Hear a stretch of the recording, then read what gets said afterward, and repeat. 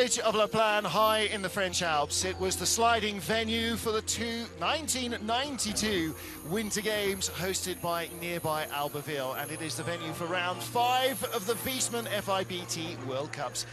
Good morning, everybody. We're ready for round 2 of the women's skeleton competition here. Martin Haven and Olympic champion John Montgomery calling the action, with Katie Uhlaender of the USA leading after an entertaining first heat, John. Yeah, for sure, and I think a surprise leader both for us and Katie. She had said that she wasn't training exceptionally well this week, so when she crossed the finish line with that first place number on the screen, she was probably pretty happy. Well, Germany's Anja Huber always expected to go well at a track that needs a big, strong start, and she didn't disappoint. Not at all. She had a fantastic start and a great run down the track, and another athlete that I don't think had good runs every run for sure.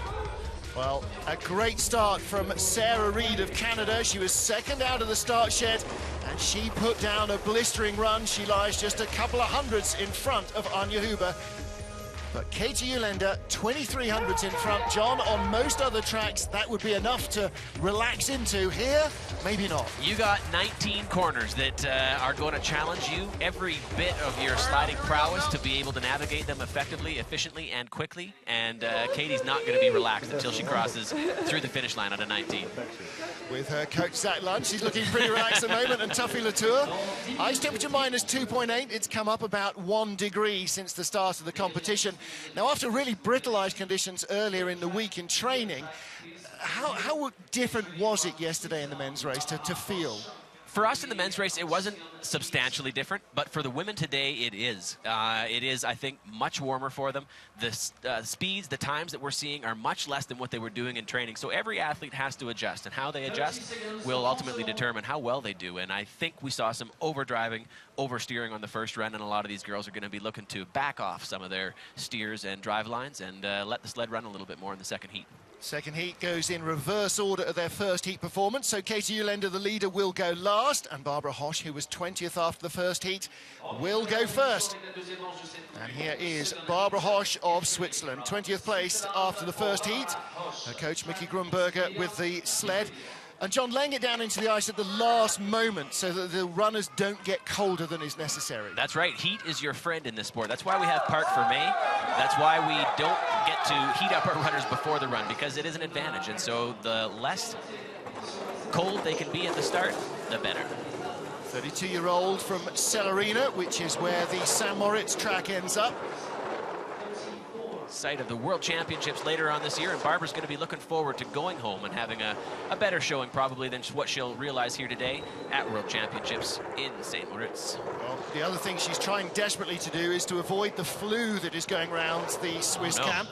Marina Giordoni had it earlier in the week, and Barbara saying, stay away, stay away. Oh, I do not need to go home with a flu, so thank you for that heads up. I'll stay away from the Swiss. So no congratulating Marina on her track record. Nice looking, relaxed drive from Barbara. She is. She looks like she's staying off most of the entrances, having good relaxed lines, not doing a whole lot to achieve them, and roughly the same speed as what she put down on the first run. So if this is an indicator, the track is maintaining its speeds, and the times should be fairly similar in this heat as they were in the first one. Well, she finished with a 107-minute slide. See if she can improve on that this one. 107.33. 0.3 of a second slower on that heat. Now that's, again, possibly just variation of the athlete, could possibly be variation of the track conditions. It seems to be more humid as well now than it was earlier. Snowing a little bit outside the window here, and it's kind of rainy, snowy, slushy stuff, so that's not going to play in their favor. Brings a bit of the frost out in the track. When the runners interact with the frost, it slows you down. You can just see the length of the start here. It is massive. Normally you're getting on your sled about now. She has to take probably an extra 6 or 7 steps, depending on which side of the sled you're running on there and which foot you load on. But it is so long here, and the athletes are desperately trying to get over that crest. And we're getting over for 2,000 meters of altitude here as well, which adds extra pain to the lungs, more torture. She's down at the bottom there. You can see some of the forerunners who make sure the timing system is working. They're all down there still puffing and blowing 4 or 5 minutes after coming off the sleds. Coming up from the coffee truck, I was definitely winded. You feel the altitude in your lungs here, probably more than anywhere else on tour, maybe save for St. Moritz. Donna Crichton of Great Britain started pretty strongly, 6:57, but not as strongly as she would have hoped. No.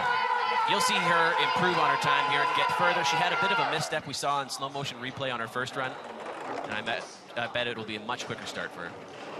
Well, 6:39. Wow, that's almost 2/10 faster than her first heat push, and she must have really struggled on that first one to push a 57 in the first heat. Well, we had a track record set by Marina Giordani, 6:34, so she's very close indeed to the fastest starters.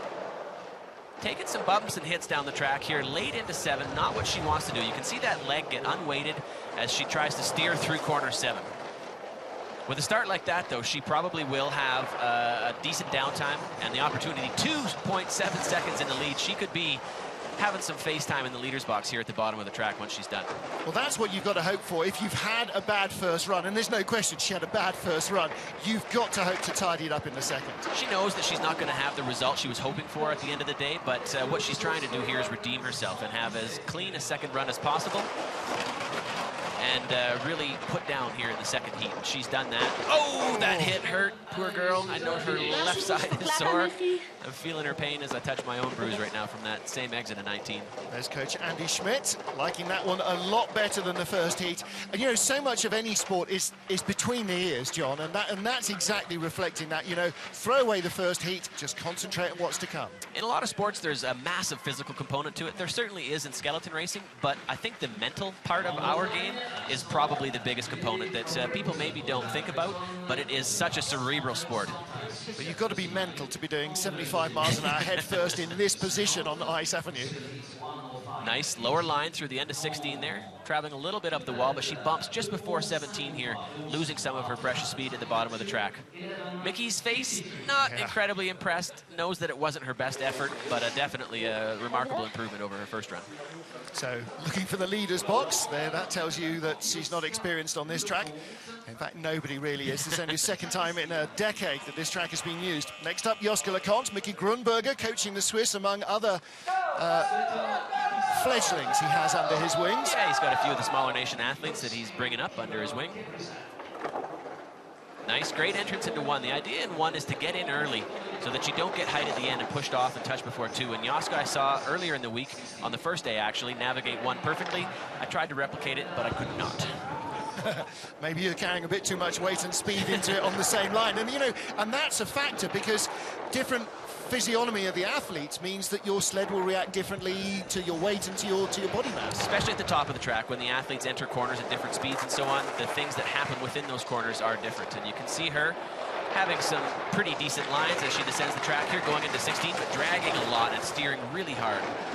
Well, she was 47/100ths in front of our race leader, Donna Crichton. She's still 6/10 up. So looking a little scrappy. She's a kilometre an hour slower than the British girl.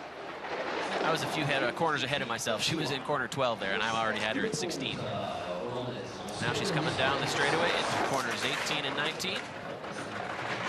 Across the finish line. And holds her advantage, a second clear of Donna Crichton. Wow, that's impressive. 105.27, first rank and a first rank. And she was quicker than her first heat as well, by a 1/10 of a second or so. So finding improvements. That's what you want to do, is get quicker, even if the track is slowing down. She improved on her time, and I think she's got to be pleased with her execution on that descent. Well, all the athletes with the same quandary. You've got the same ice, the sleds have to be essentially the same size and same shape and same weight.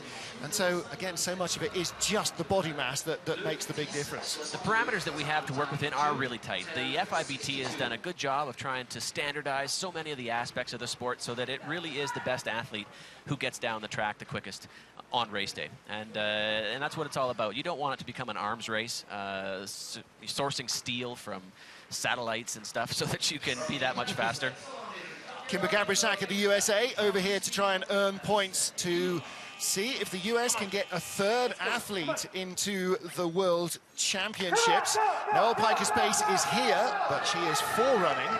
And Kimber, last weekend racing in Park City, Utah, whistled across the Atlantic, and luckily for her, her sled followed her. 6:61 start. She was 6:67 in the first heat. Having a good top section of the track here. Staying off that entrance of 4, which isn't always the easiest thing to accomplish. And nice down from the exit of 4 into 5 here. She wants to cross early to get into 6 to keep that low line. That looks like a little bit of a later start, and she gets some height there, but controls it quite well. Well, John, it's got to be frustrating for Noelle to be here and not to be racing, because only 2 US sliders can get in. But you've got to understand that the coaches are trying to give as many athletes for the US a chance to go to the Worlds. Right? Yeah, especially with the kind of training that Noelle had this week. She was probably at the top of the heat and had a really good opportunity to be on the podium here today. But in the interest of their program and trying to get as many athletes... Oh, and she's off and back on again. Wow. To compete at World Championships, that's the decision they've made. And unfortunately for Kimber here on the second heat, a real bit of a sloppy exit on the entrance of 16. Or the exit of 16 caused her to almost flip at the entrance of 17. Yeah, that's a very painful run. 2 minutes 11 for Kimber Gabrisak. Well, she'll drop to the bottom of the top 20. Now, you think, OK, well, she's only going to be 20th. She's not going to get a lot of points. What was the point? Well, the point is she wasn't going to be racing anywhere this weekend, so it is points going into the pot that otherwise she couldn't have earned. Against another nation whose third-place athlete might not be able to earn as many points as she gets here today, simply for finishing the race, which she narrowly didn't do. If she had lost her sled here at the entrance of 17, as you see, exit late from 16, flop, skid, bump, almost topsy-turvy over into 17, you get a DNF in that instance and no points at all. So if she crossed the finish line with her sled, she gets points and helps the U.S. program potentially secure a third sled for World Championships in St. Moritz. Yeah, well, you never know. She might be sad face reaping, there. Yeah, but she might be reaping those rewards in St. Moritz in February. Well, she's got to try and beat the Swiss girls and the Aussies. The Aussies are out of sight. And at the moment, Kimber is in second place. She's ahead of Barbara Hosch.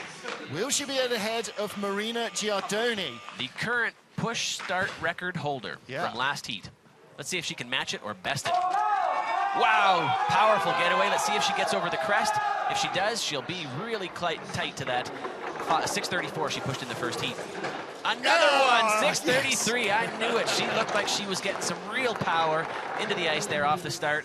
And let's see if she can hang on to this speed that she's generated at the top and maintain it all the way to the bottom of the track for a good downtime. Well, this is exactly what the Swiss sliding program needs, is a Alexandra Tretiakov, a start monster. Then you can coach her not to hit things on the way down. Absolutely, and she is putting down a fantastic run there. Probably the best line through 6 I've seen so far. Had to do minimal effort to achieve it, and it was really the result of a super early entrance. She's bleeding a bit of time to the leader right now, Joska LeConte, in the leader's box, but does she have enough track to maintain this lead? And she's growing it again, so she's had a good second portion here. Going into 16. Not good, though. Not exceptional, not relative to the field, but she is pulling away again at 2/10. But again, so one mistake here could cost her dear. She gets nicely down the straightaway. I think you'll see a big smile from her at the end of this run. That was really well put together. Whoa! Goodness me! She just about lost it all at the bottom. You were right. She didn't have quite the same heading that Joska had out of corner 16 and nearly lost 2/10 at the bottom of the track. Wow. Well, that is close, but she has the lead, and that means that she will finish no worse than 16th place and goes away with 2 start records. 2 start records and 2/100ths of a lead at the bottom of the track. She needed this extra 100th on her start record best to be able to maintain the lead over Joska LeConte at the bottom of the track. Had she been a 35, she probably wouldn't have the lead right now. Well, bobsledding's loss in Switzerland is skeleton's gain. They've got a girl who can outstart anyone on the planet. They've got to talk to her about getting down the remaining 19 corners here. She's not as quick as she needs to be at the bottom. That will come with time. You see her top elbow there bending a little bit. We call that chicken winging in skeleton, and it's been a problem that I was experiencing a little bit here this week as well. My saddle being just a bit too short, under pressures and under steering, your elbow comes out. You're not maintaining aerodynamic form and subsequently bleeding speed that you would otherwise maintain if you can keep those arms in. Marina Giardoni of Switzerland leads this second heat, round 5 of the Women's Skeleton World Cup. 23-year-old Russian Olga Korobkina making her first World Cup start in 2 years. Let's see if she can do better than a 7:11 on her first heat. 6:99, that's better by over a 10th. If I could best my first run start times by over a 10th, I would be a pleased boy. Yes, you would. Well, again, you know, like I said, hasn't slid in the World Cup for a couple of seasons. That's got to leave her feeling pretty tight at the top in the first run. Oh, for sure. Especially, you can see her getting high into 6 there. Some of these challenging corners, you know, that lay ahead of you might play on the mental game of things. And if she's not completely focused at the top, she may have a little bit of a lackluster start as a result. She was 65 hundredths behind at the top, and that gap is growing. She started to bring it down. She got as far as nearly a full second back. She does have much better speeds at 119. 5/10 deficit, you'll see, definitely be chipped away at here compared to the race leader. Down to 3/10. She might have enough track to catch her. Let's see what she can do. If she can be a nice line through here to 17 to 19. I'll bet you she'll have her here as she crosses the finish line by 25 hundredths. Wow. That exceptional speed, 2 kilometers of an hour at the bottom of the track, really gets you some time compared to the field if you don't have the speed. Well, listen, if you're sitting there watching at home, this is a dress rehearsal for St. Moritz, because it is even longer, 1,600 meters, and, you know, over a mile of ice. And, you know, getting one corner right can make such a big difference to your run, almost anywhere. Letting it go here. I think that's the 15-16 transition. A nice smooth line through 16 here. Not fighting it, dropping a little bit of a toe. Doesn't even drop a toe at the exit of 16. That's brave sliding. That's where she's probably finding some of that speed that she had over her competition at the bottom of the track. 119, that was almost as good a speed as we saw from the leaders in the first round. Olga Korobkina of Russia, our race leader then, as Catherine Eustace of New Zealand is next up, 14th after the first heat. There is Olga. Well, that's a smiley face welcome back to the World Cup. Her younger teammate, Olga Nikitina, is at the Junior Worlds, which is why she has had the call-up this weekend. Come on, Catherine, let's go. How about Catherine Eustace, 9th fastest starter in the field, 37 years old and still in the top 10 and showing some of the younger girls the way to go at the start. You know, we talked in the first heat about what she's done to improve her sprinting, and she's just getting quicker and quicker. Physically, she's peaking, and I think she was a 55 or 57 on the first. We'll see what she lays down here. Nice earn early into 1. Wow. 51, so maybe the start is getting a bit quicker. Maybe these girls are getting a little bit further over the crest. At any rate, some of them are putting down second better start times than in their first heat. Good momentum as well, 65-1. There's very few sleds quicker than that in the first run. A little bit of a drift out of 4 into 5. Nice and early into 6. And didn't fight her exit of 6 into 7. You see a lot of girls trying to get back early for 7 because you have to link up 7, 8, and 9 to be able to get into 10 well. But she didn't fight it. She didn't skid. She kept those runners parallel. And you can see why now. She's got 7/10 of a lead in the bank. Well, she was 300ths in front of Korobkina, the Russian, in the first heat. And she's half a second up still.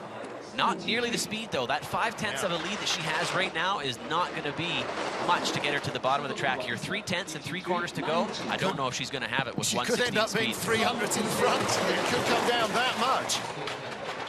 Dramatic changes at the bottom of this track. Oh my man. goodness. 5/10 is what was representative by a couple of kilometers an hour difference at the entrance to 15. 119 for Olga and 116 for Catherine. Well, you know, it's after other tracks have finished that this track really has the sting in its tail. Oh, for sure. And this is when the athletes are relaxed, and it's all the work you've done prior to the entrance of 15 that's going to determine what you can do in the bottom labyrinth where you're not really doing much. And as you saw, the Russian athlete do obviously not very much here. She was able to have much more speed, 3 kilometers an hour greater, and a much better downtime as a result. So Catherine Eustace in second spot. It is still Olga Korobkina who leads. 13 sleds remaining. And here's the first of our Canadian girls, Cassie Horesh. 6:66 start, only 15th in the field. Is that a little bit of a surprise? I think so. You know what? Her first week here, nerves could be a little bit of a factor, but we're going to be comparing apples to apples here. They're both on Willie Schneider sleds and runners, and we're going to be able to see if Cassie, who's had good speed at the bottom of the track this week on a couple of her runs, see if she can compete with that 119 speed that Olga put down on the second run. Well, now we find out who's the scariest coach yelling behind you, Duff Gibson or Willie Schneider. That's a toss-up. 6:71, well, not quite as quick. Maybe No. Willie's got more of a bark. I think so. Duff wasn't scaring her enough there. That is what she was hoping for, and certainly not as fast as her first getaway. She could be in a training phase right now, which is allowing her to peak for World Championships, and she might also just be tired and looking forward to a bit of a Christmas break. At the beginning of the season, she was having better start times relative to the field, but she does have a substantial lead right now. We'll see if she's got the 1:19 speed at the bottom of the track, which will allow her to keep that lead. The other thing, of course, is the length of the start. You know, different athletes will reach maximum speed at different, you know, maybe she's just peaked out too early here. That's true. 1:18.8, she does have close to the same speeds as Olga. She should be able to maintain this heading she's got if she keeps those runners parallel. 4/10 will drop a little bit towards the finish line, but I think it should be enough for her. Nice and relaxed there. Long after Winterberg would have finished, still 4 corners to go here, and she gets to the line, 2900s up. And that's a quarter of a second improvement on her first slide. So she's, you know, driven herself better down the track. She did. You could tell the whole way down the track. She had better lines. She stayed off of the entrances. She was bumping around, skidding on the first run, but she will be disappointed with her push. But you could hear her saying, yeah, she just confirmed what we were musing about here. Better, she said, indeed.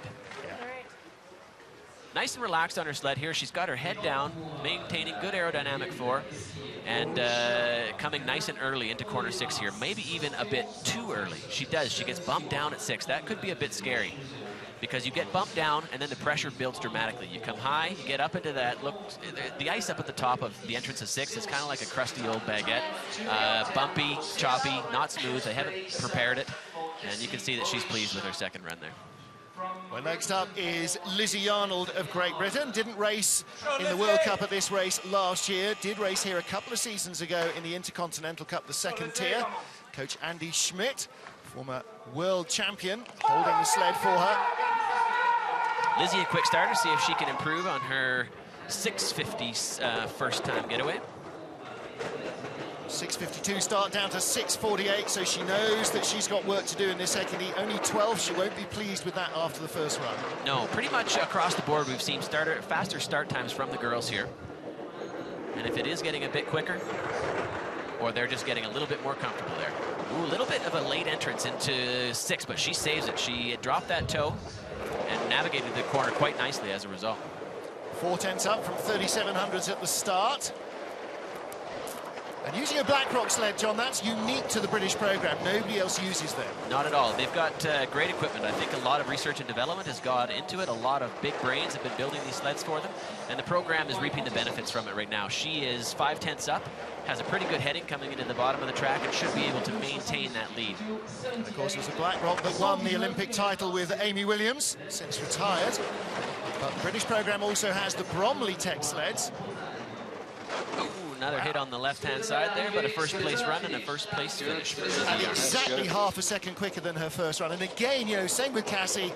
Okay, tidying up all those errors that crept in the first heat. I don't think we can attribute it to the track. I think that the girls deserve the credit for the improvements on these times that we're seeing here in the second heat. Less nerves, perhaps, better lines, doing a little bit less work after maybe getting their brain wrapped around the slightly warmer ice than they've experienced all week.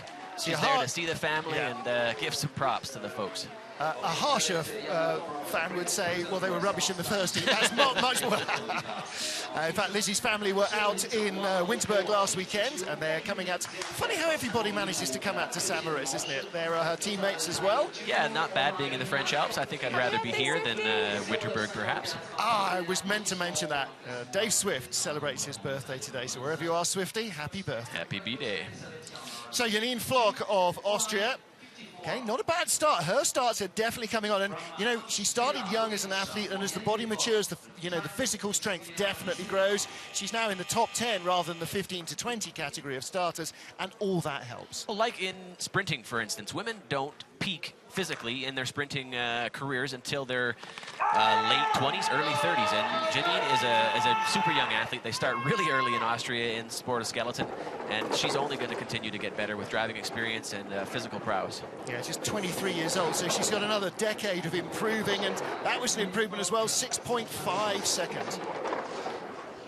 She's got a bit of a longer frame, great form, and you can see Lizzie Arnold is a bit more of a power athlete, and the shoulders on Janine are slender and low to the sled, and so that improves aerodynamic form.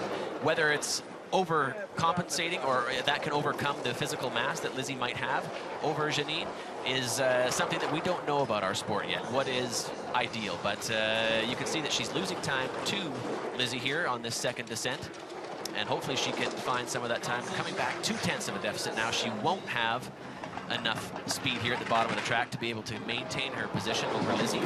But she's going to try to just keep it a one-place drop instead of two. She needed to be almost at 120 kilometers an hour to get to Lizzie Arnold. She's about a quarter second back. And, ooh, 4/10 back. Now, that's only a couple of hundreds different from her first heat.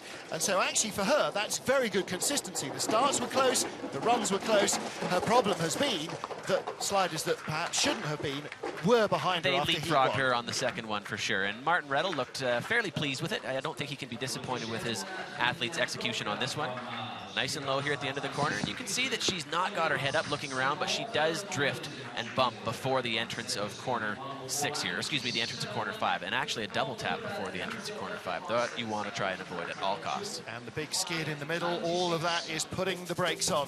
So 10 of our 20 athletes are down. Lizzie Arnold of Great Britain leads the race.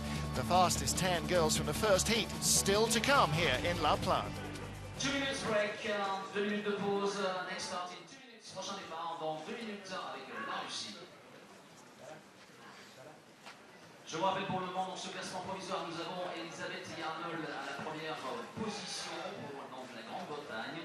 En deuxième place, Yannick Bloch nous vient de l'Autriche. Et puis à la troisième place, c'est Cassie Rowe-Rich pour le Canada.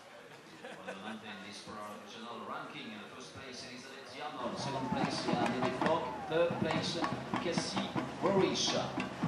Amis spectateurs, si vous nous rejoignez, soyez les bienvenus. C'est la deuxième manche de cette compétition skeleton chez les dames pour ce samedi matin, deuxième manche. Et il y aura en fin de matinée, bien sûr, la remise des prix sur la place de la Flamme. Une petite pause, comme vous avez pu l'entendre, puisque c'est en direct sur de nombreuses télévisions dans le monde. Donc c'est ce qu'on appelle une pause pub pour la télé. On va reprendre dans une petite minute.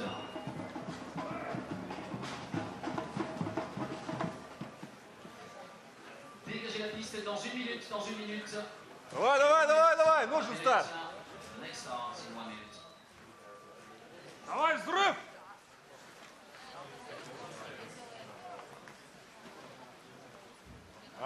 Надо. Бежать. Un petit bonjour du côté du CDS, la buvette qui vous propose différentes boissons avec ou sans alcool, du chaud, du froid. Également le point information. 30 secondes. Et tout ça, c'est dans le virage 16. Les animations proposées à l'occasion de cette Coupe du Monde. C'est encore cet après-midi avec du bob à 2 masculin et puis du bob à 4 pour demain matin. Bob à 4 chez les hommes.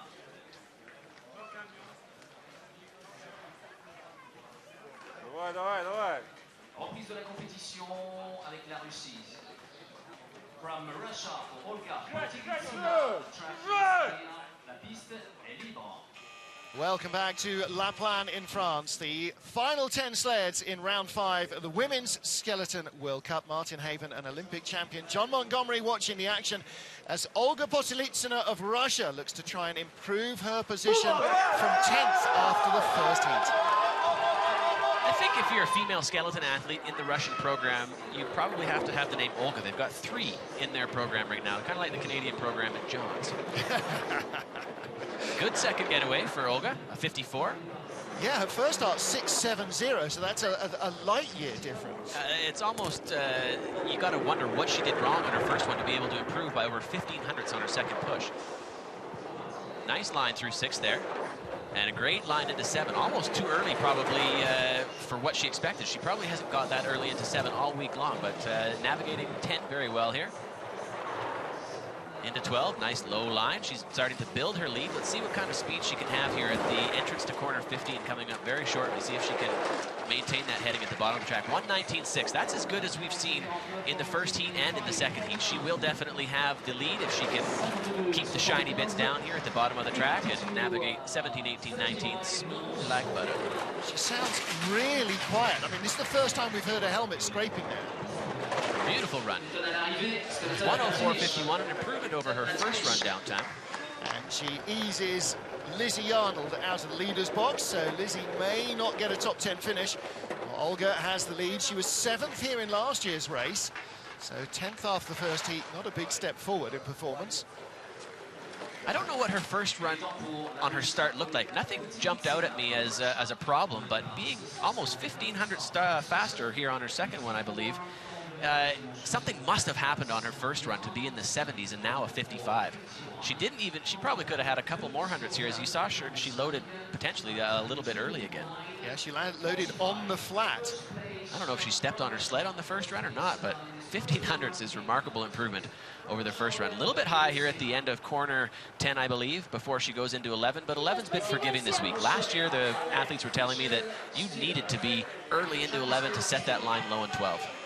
Wow, she is looking really distraught about something.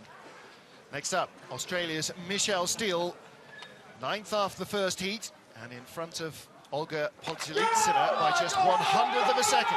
The only two-handed starter in the field left from, well, in 2002, nearly everybody was doing two-handed starts. 10 years later, and she is the last surviving. She's like a dinosaur in terms of using the old-school start, but it works for her because she is so slight and does have a heavier sled than the rest of the field. So who invented the single-handed start then? I believe a guy by the name of Pascal Richard thought that he could skate faster with one hand on his stick in hockey, and so thought that he could probably push a sled faster, more efficiently with one hand on his sled instead of two.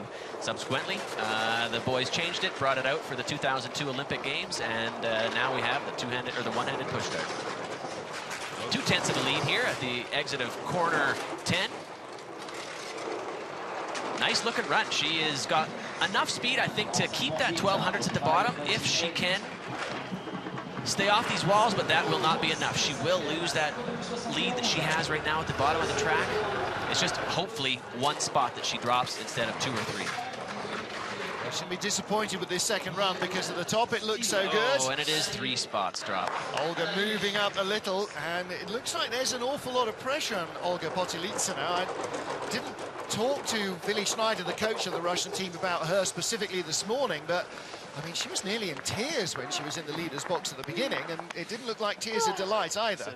No, and there may be pressure on these athletes to have a result here that will allow them to do the second half. I know that there are other athletes who are sort of on that bubble, myself included, who need a solid performance here in Plagne to be able to do the second half of the season. And really what you want to be at is the test event in Sochi, to try your hand at that track before the Olympics, because if you don't have the type of exposure to Sochi, you're not going to have an opportunity to have a good showing at the Olympics next year.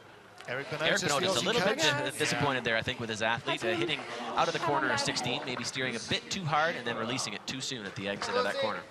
Well, we just saw Michelle Steele of Australia, 9th after the first heat. Lucy Chaffer with her mum and dad trackside to cheer her on.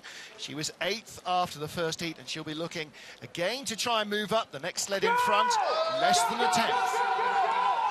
Real solid push start here. I think we'll see her also improve on her first start time, getting pulled a little bit right out of the groove.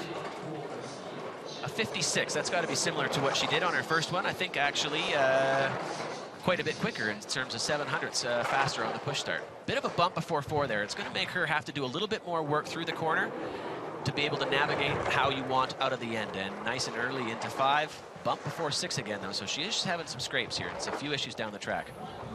1200ths of a second in front. She needs to keep it nice and clean to try and build on that lead. Smooth into 12, but she's dropped. She's at a 100th deficit now. If she can have some speed and link up this middle portion of the track, she might be able to have a heading that'll allow her to get it back. But at 119.2, that's good speed. That's the kind of speed that she can make up that 800th deficit that she's presently got. 700ths, she might have enough track here to chip away at that, and the heading that she had of 119 speeds could be enough for her to take over the lead. Just a fraction away from that last wall, going to be close, 900ths of a second. Yeah, you absolutely need that speed coming into the flat bottom section where it's pretty do nothing, and she was able to make up 1600ths from the entrance of 15 to the bottom of the track. She's going to end up no lower than 8th position, which is very good news for her and for the Aussies. The program is getting stronger and stronger. Olga offers her congratulations. New leader in the leader's box. Nice run there. every track has what John Morgan likes to refer to as the graveyard of time, and they're always in different spots on the track. Here in Plagne, France, it is at the very bottom. The exit of 16 down through 17, 18, and 19. Like I mentioned before, pretty do-nothing area of the track, but you need to have a heading going into that section to be able to maintain your position or overtake somebody who's in front of you. There's Lucy Chaffer, your race leader. Next up, Shelley Rudman of Great Britain.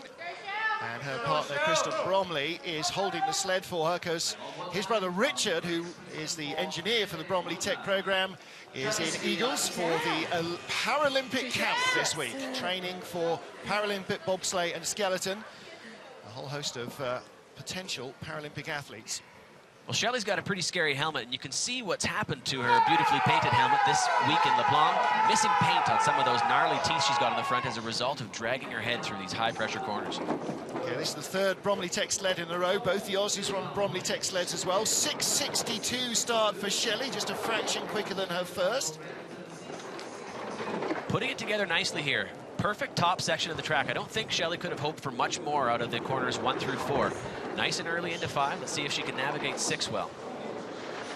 Well, the first run seemed to be quite good at the top to about corner 6, and then everything just started to get a little bit ahead of her. And it's around this portion of the track that you're starting to get a bit winded. You can feel a bit shortness of breath. You're starting to fight the altitude, I think, that we have to deal with here in Plagne. Ooh, bit of a high exit of corner 12. Let's go, Val. Letting it go. I think she's really trying to be a little bit more subtle with her steers here. Not the same speed that we've seen from some of the other athletes at 119, 118.4. Oh, and that is not going to be what she wanted to maintain that small marginal lead that she's got here.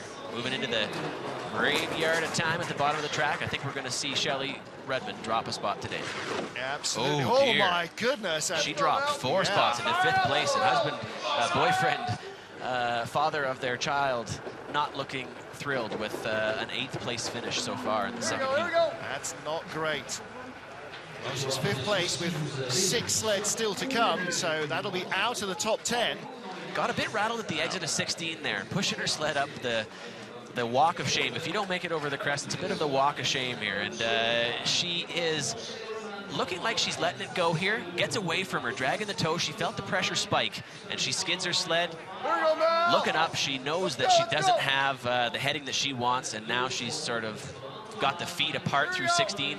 And in this section of the track, you have to maintain your form. She breaks form, loses dramatically the amount of energy that she had at the bottom of the track, and drops 5 spots.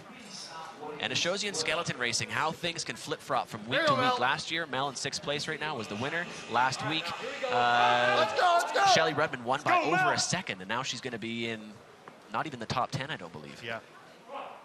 Well, Melissa Hollingsworth was in the booth with us yesterday, calling the race. John Montgomery, the Olympic champion, is here returning the favour. She said some nice things about you yesterday, John. So here's your minute of fame. All right, Melissa, I know she can do better on this run. She really was sliding brave on that first heat, letting things go, and it just got away from her a bit at the exit of 16.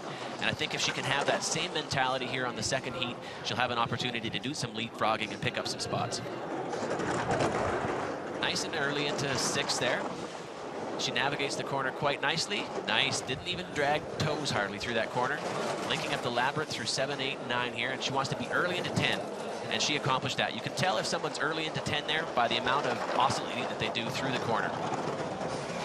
Oh, a little bit high again on the exit of 12, but nice and middle into 14. Oh, not what you want at the entrance of 15 is that big bump.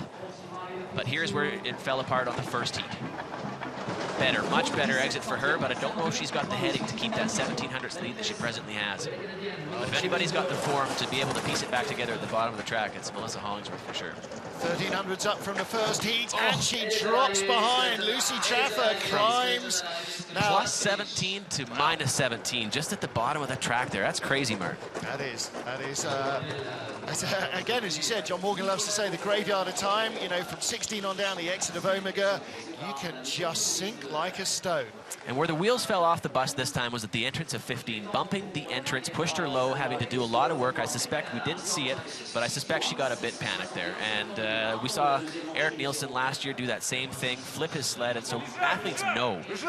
See a little bit middle into 14 here, high through the corner, and you're going to see her bump just before 15. She's trying to avoid it, and this is just as bad as entering late. Pushes her low, her pressure's going to spike, and she's going to oscillate and have to fight it. That's where she lost her heading, right there. And of course, you hit that.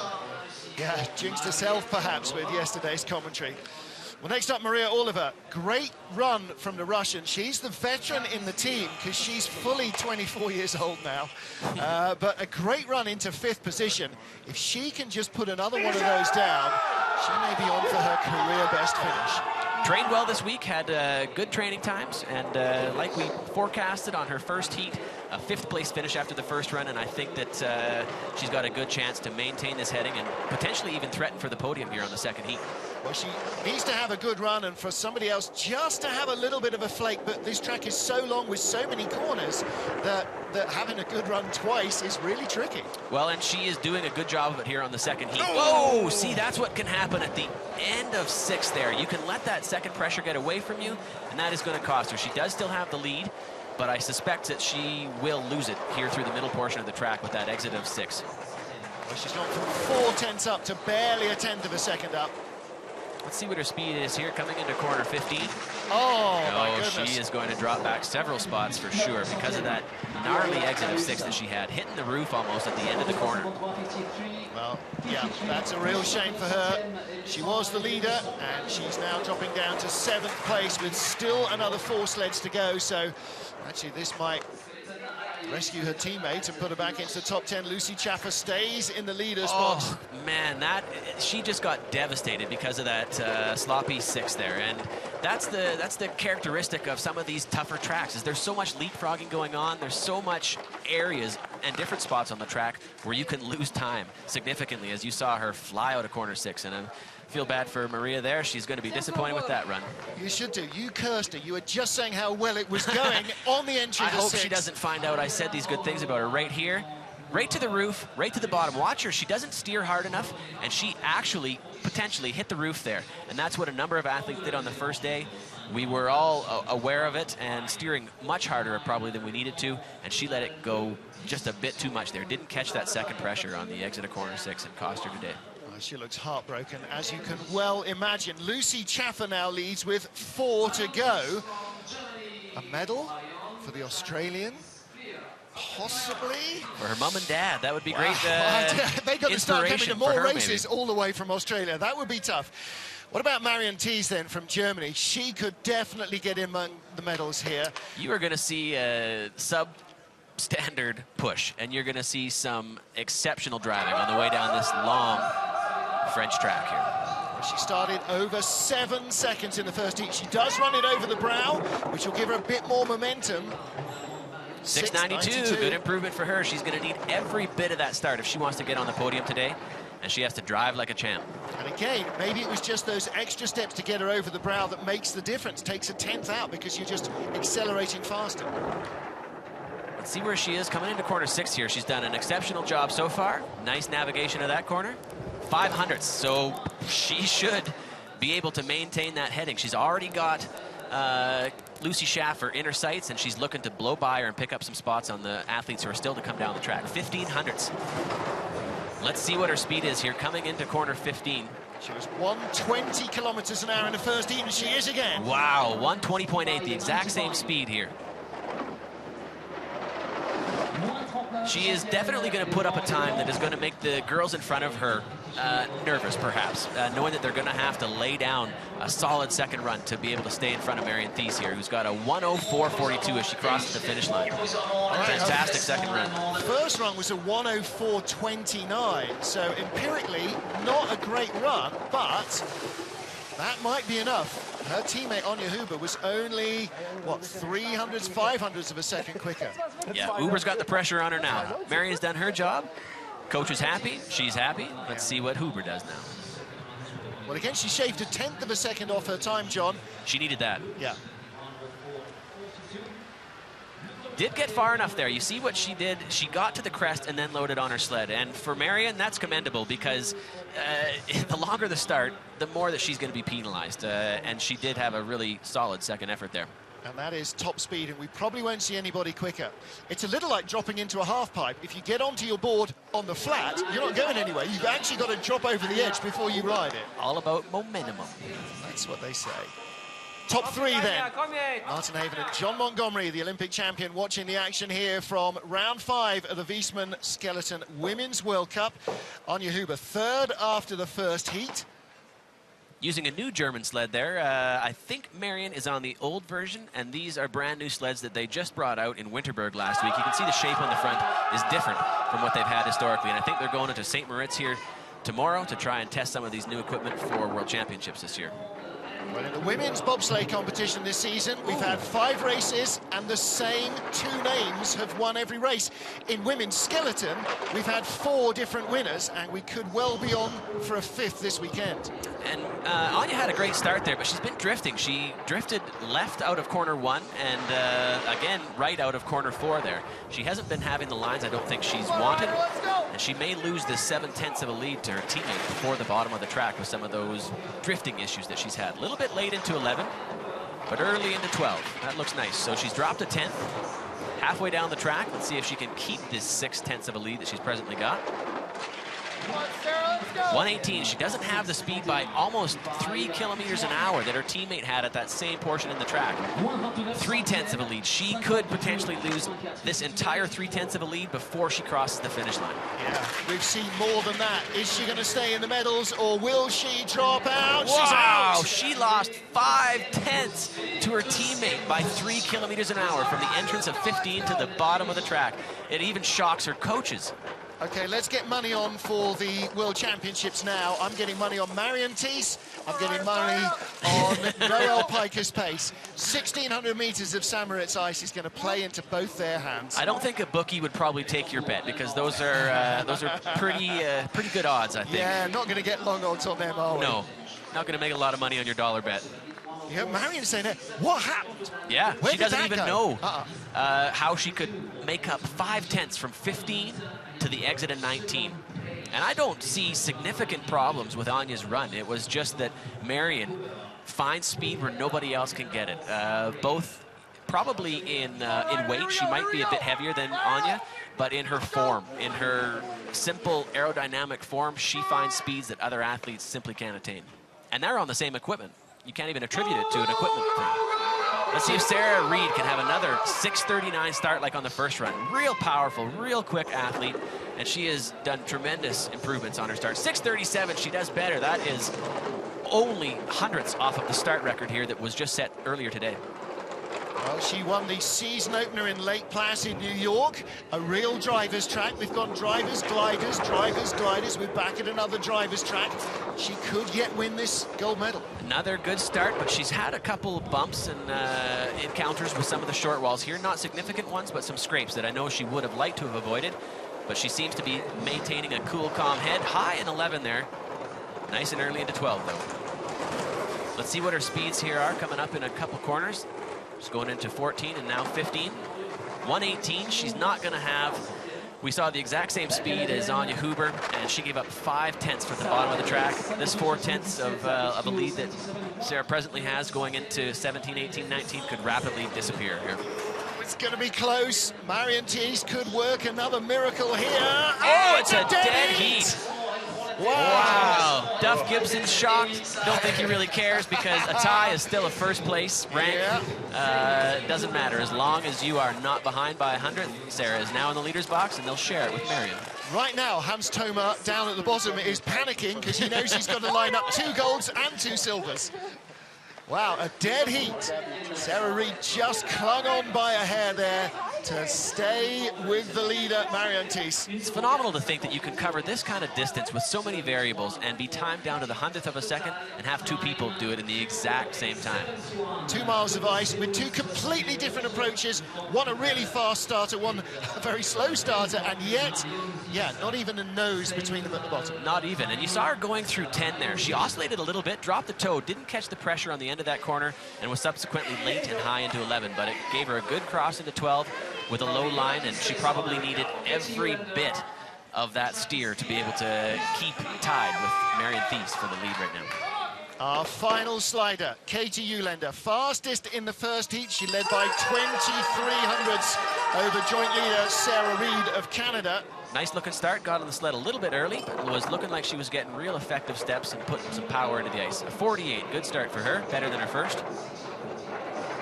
Well, whatever else happens at the end of this minute, we are going to have a two-time winner or two-time winners, because Sarah Reed and Marianne Thies, the joint leaders, have both won this year, as has Katie Eulander.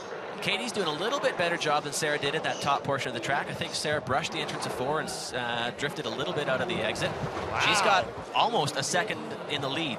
We're going to see what her speed is coming through corner 15. If she's got more than 118, I suspect she'll be able to keep all of that lead that she's got. 9/10 in the bank right now.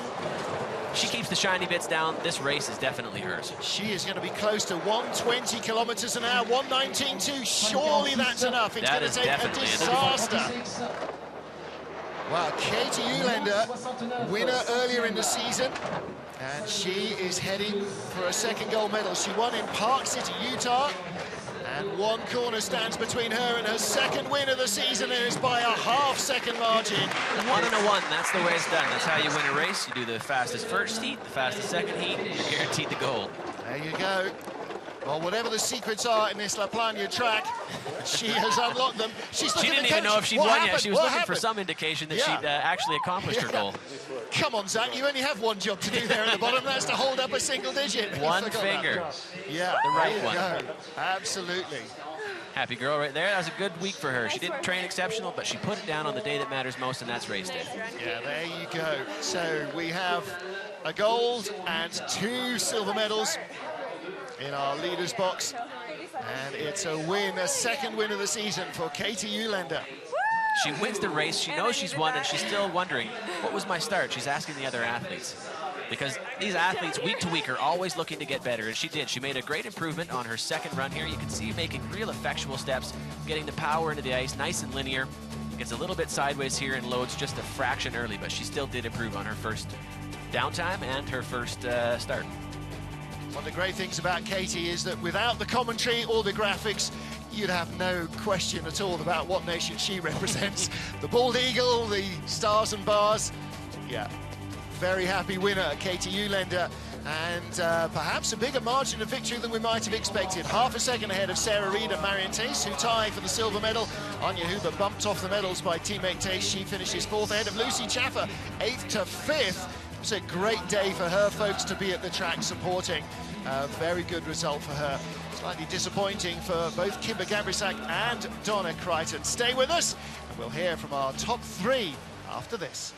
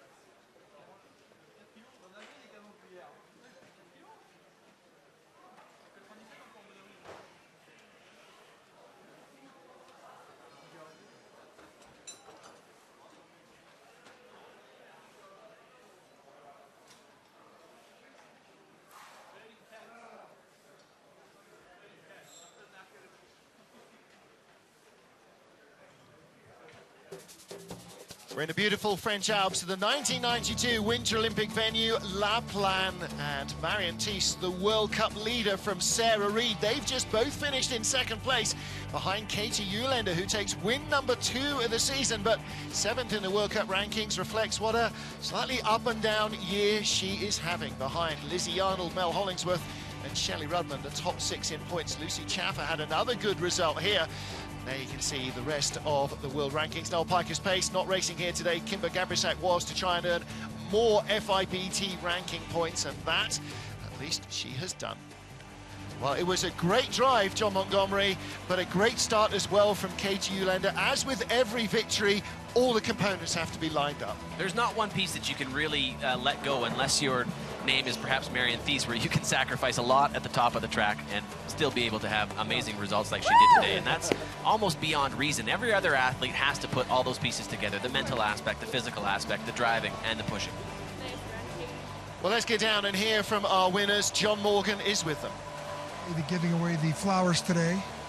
Mario Armano from the Italian Federation and representing the FIBT jury here today. And the flowers now to the gold medalist, Katie Uhlaender. But we have a tie here for the silver medal. So Sarah Reid, we'll ask you first. You know, 2 good runs down the track. Different personality this track, huh? It definitely is. It reminds me actually a little bit of my home track, Whistler. It's quick and it's really exciting, and I really like this track. So.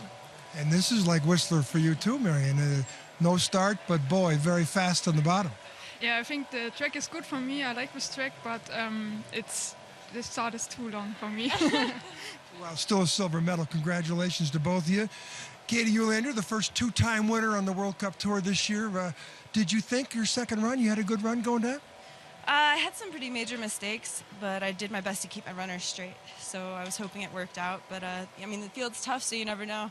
So I was waiting until I came over the top of the crest of this finish to see if I was in first. I still didn't know until Zach told me, but kudos. Great competition, guys. It was a lot of fun. I love La Plagne.